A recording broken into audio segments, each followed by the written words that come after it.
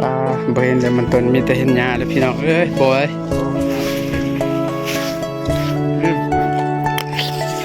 เก็บบ่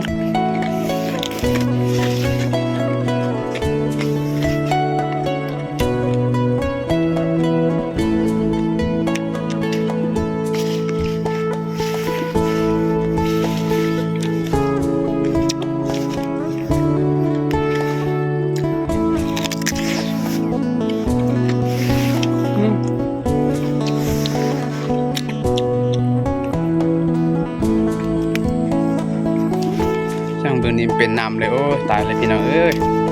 เมื่อยปลูกมันได้มันยังเกิดตรงนี้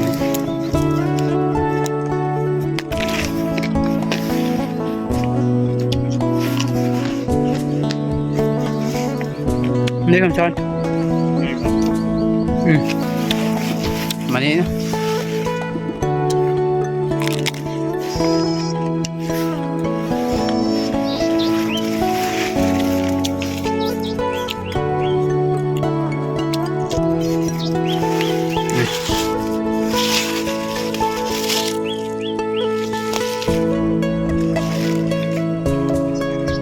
ได้กินแล้วมักแตงพี่น้องเอ้ย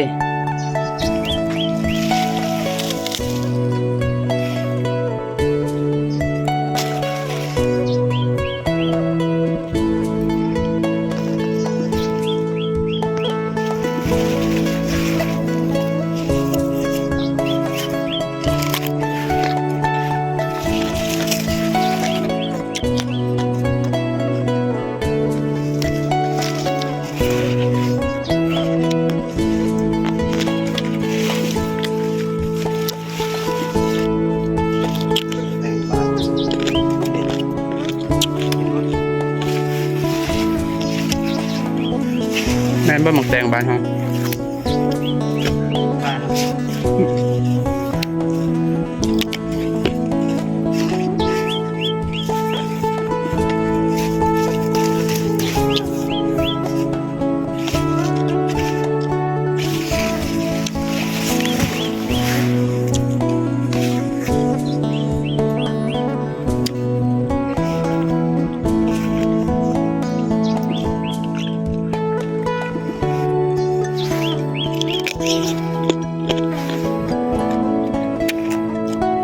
ได้เพิ่น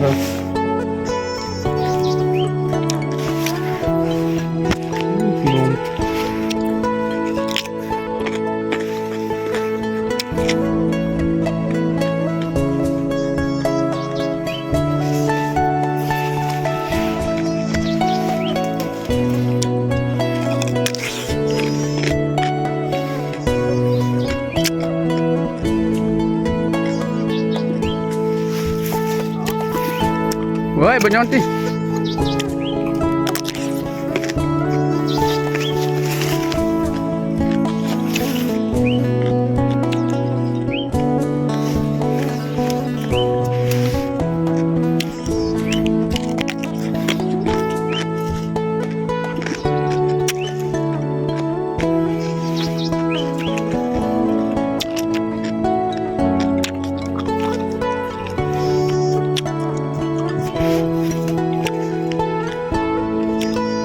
คักรถพี่น้องคนนี้เบิ่ง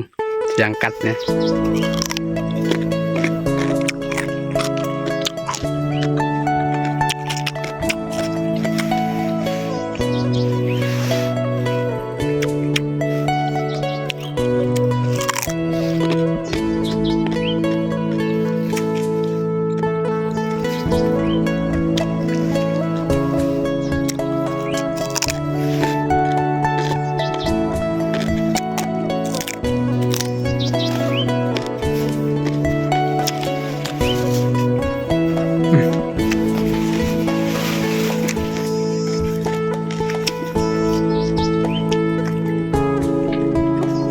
เราตักมานะ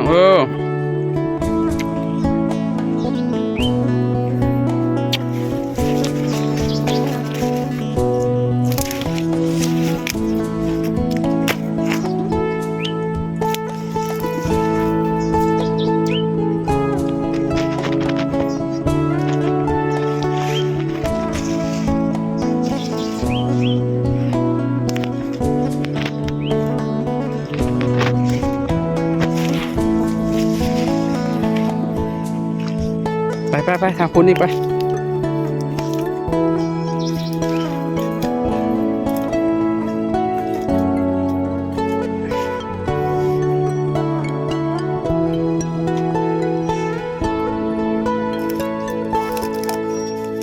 ใช่เขาว่าเพิ่นยังบ่ทันมุงเพิ่นมุงเลยยังมีแต่ทางหน้าเพิ่นบ่ยังบ่ทันมุงนอนอยู่นี่ก็ได้ถ้าเพิ่นยังบ่ทันมาแต่ขอยานเพิ่นมาจังนะ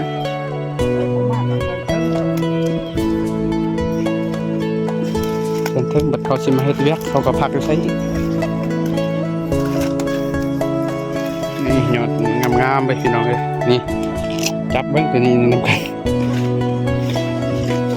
ภาพรวมจะเป็นจะได้นี่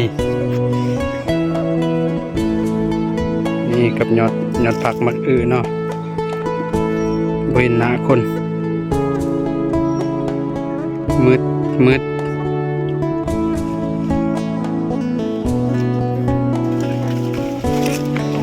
อ๋อ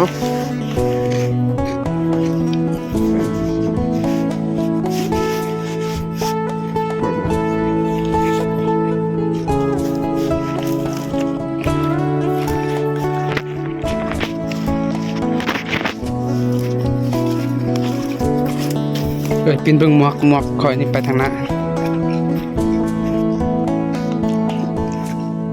ไปเบิดเลยจังได๋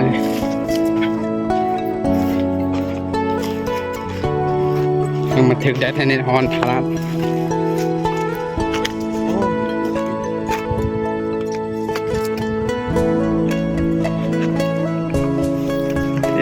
ตายแล้วลืมจกอีก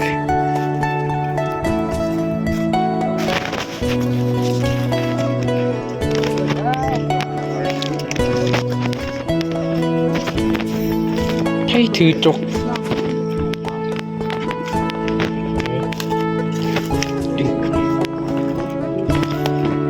ถ้าพวกงามทุกคน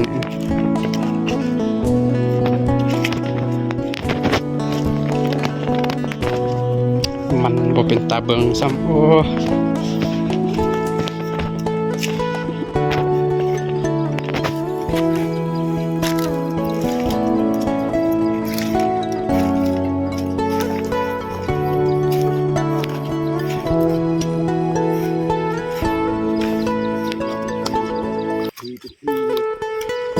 นี่บนนี้ที่ตัวนี้คอยกับคงปลูกแต่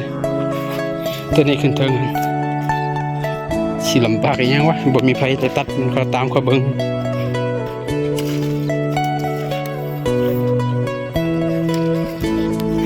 มันเป็นน้ำต้นนี่นะมันบ่แข็งแรงมัน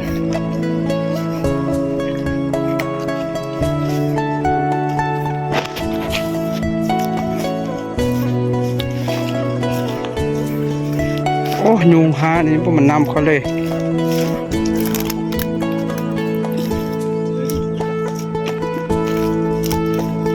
ขยันตัดบ่เป็นค่อย